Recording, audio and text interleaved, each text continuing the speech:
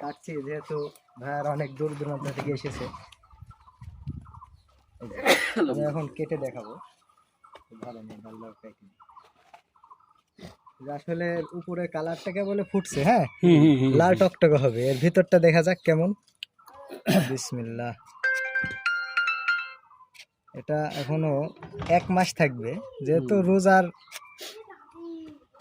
26 রোজাতে গুটি কেনা হয়েছে। 26 রোজা,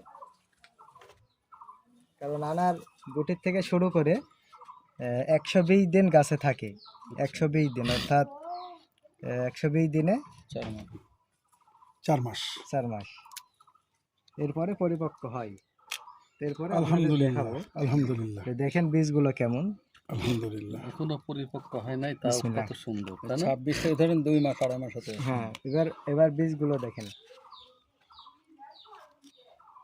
এটা কোন জাত যেন? এটা হচ্ছে থাইল্যান্ডের থাই জাত। এটা 12 মাসি এবং 12 মাসি। 12 মাসি যে কিভাবে সেটা আপনাদের দেখাবো। থামেন, সাথে থাকেন। আচ্ছা, এই যে ভাগোয়া না কি যেটা বলছে, হ্যাঁ সুপার সেই জাত সুপার ভাগোয়া। হুম, এই সুপার ভাগোয়া আর এটা, এই দুটার মধ্যে কোনটা এগিয়ে থাকবে? দুটাই একই পর্যায়ে, মানে দুটাই 12 মাসি। দুটাই ভালো। আচ্ছা, হ্যাঁ। দেখছেন পরিপক্ক হয়নি। এরপরেও আর একটা বিষয় দেখেন, এই ভিতরে ছোবড়াটা, এটা কিন্তু টিস্যুর মতো, একেবারে অল্প জায়গা লাই। আর পরিপক্ক হয় দানাগুলো অনেক বড় হয়। হ্যাঁ, মিষ্টি কেবল শুরু হচ্ছে। পাকার পরে অনেক অনেক লাল হয়, অনেক। এখন তো কেবলে লালটা আইছে এটা হালকা। কিন্তু জুস করা হয় না? কতটুকু বাদ যায়?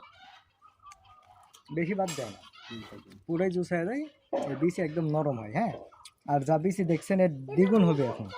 বাইরে ফুলে যাবে, বেদানাটাও বাড়বে। যে আমরা সেদিন পাইছি 400 গ্রাম।